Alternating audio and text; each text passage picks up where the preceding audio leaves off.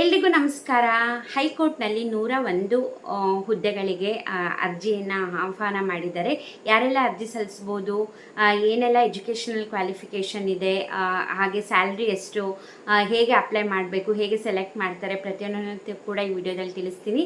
ವಿಡಿಯೋನ ಸೇವ್ ಮಾಡ್ಕೊಳ್ಳಿ. ಹಾಗೆ ಇದೇ ಥರ ಕಂಟೆಂಟ್ಗೋಸ್ಕರ ನನ್ನ ಪೇಜ್ನ ಫಾಲೋ ಮಾಡಿ, ಹಾಗೆ ಫ್ರೆಂಡ್ಸ್ ಆ್ಯಂಡ್ ಫ್ಯಾಮಿಲಿಗೂ ಕೂಡ ಶೇರ್ ಮಾಡಿ. ಬನ್ನಿ ಡೀಟೇಲ್ಸ್ನ ತಿಳಿಸ್ತೇನೆ.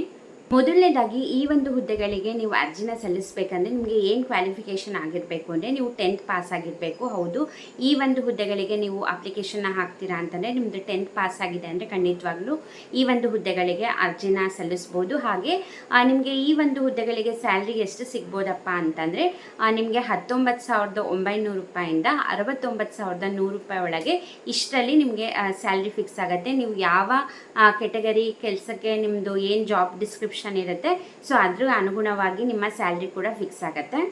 ನೆಕ್ಸ್ಟ್ ನಿಮಗೆ ಈ ಹುದ್ದೆಗಳಿಗೆ ಅರ್ಜಿ ಸಲ್ಲಿಸಬೇಕಂದ್ರೆ ನಿಮ್ಮದು ಏಜ್ ಎಷ್ಟು ಇರಬೇಕು ಅಂತಂದರೆ, ನೀವು ಜನರಲ್ ಕೆಟಗರಿ ಇದ್ದೀರಾ, ನೀವು ಈ ಹುದ್ದೆಗೆ ಅರ್ಜಿ ಸಲ್ಲಿಸಬೇಕಂದ್ರೆ ನಿಮ್ಮ ಏಜು 18 ವರ್ಷದ ಮೇಲ್ಪಟ್ಟಿರಬೇಕು, ಹಾಗೆ 40 ವರ್ಷದ ಒಳಪಟ್ಟಿರಬೇಕಾಗತ್ತೆ. ನಿಮ್ಮ ಏಜು ಬಿಟ್ವೀನ್ 18 to 40 ಇರಬೇಕಾಗತ್ತೆ. ಅಕಸ್ಮಾತ್ ನೀವೇನಾದರೂ SC/ST ಕೆಟಗರಿಯಲ್ಲಿ ಇದ್ದೀರಾ ಅಂತಂದರೆ 5 ವರ್ಷ, ಹಾಗೆ OBC ಕೆಟಗರಿಯಲ್ಲಿ ಬರ್ತೀರಾ ಅಂದರೆ 3 ವರ್ಷದವರೆಗೂ ನಿಮಗೆ ಸಡಿಲಿಕೆ ಇರುತ್ತೆ.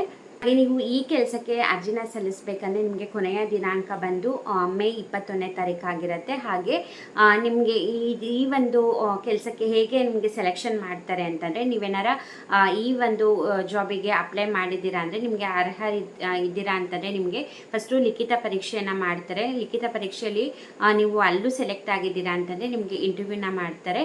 ಹಾಗೆ ನಿಮ್ಮದು ಲಿಖಿತ ಪರೀಕ್ಷೆ ಮಾರ್ಕ್ಸು ಹಾಗೆ ಇಂಟರ್ವ್ಯೂನಲ್ಲಿ ತೊಗೊಂಡಿರೋ ಮಾರ್ಕ್ಸ್ ಎರಡೂ ಆಧಾರದ ಮೇಲೆ ನಿಮ್ಮದು ಸೆಲೆಕ್ಷನ್ ಪ್ರೋಸೆಸ್ನ ಮಾಡ್ತಾರೆ. 21ನೇ ತಾರೀಕು ಕೊನೆ ದಿನಾಂಕ ಆಗಿರುತ್ತೆ. ಹಾಗೆ ಈ ಒಂದು ಜಾಬಿಗೆ ನೀವು ಆನ್ಲೈನಲ್ಲಿ ಅಪ್ಲೈ ಮಾಡಬೇಕು ಅಂತಂದರೆ ಲಿಂಕ್ ಅಂತ ಕಮೆಂಟ್ ಮಾಡಿ, ನಾನು ನಿಮಗೆ ಡೈರೆಕ್ಟ್ ಲಿಂಕ್ನ ಕಳಿಸ್ತೀನಿ. ಆ ಲಿಂಕ್ ಮುಖಾಂತರ ನೀವು ಈ ಜಾಬಿಗೆ ಅಪ್ಲೈನ ಮಾಡಬಹುದು. ಹಾಗೆ ಇದೇ ಥರ ಕಂಟೆಂಟ್ಗೋಸ್ಕರ ಪೇಜ್ನ ಫಾಲೋ ಮಾಡೋದನ್ನ ಮರಿಬೇಡಿ. ವಿಡಿಯೋ ಇಷ್ಟ ಆದರೆ ಲೈಕ್ ಮಾಡಿ, ನಿಮ್ಮ ಫ್ರೆಂಡ್ಸ್ ಆ್ಯಂಡ್ ಫ್ಯಾಮಿಲಿಗೂ ಕೂಡ ಶೇರ್ ಮಾಡಿ. Thank you.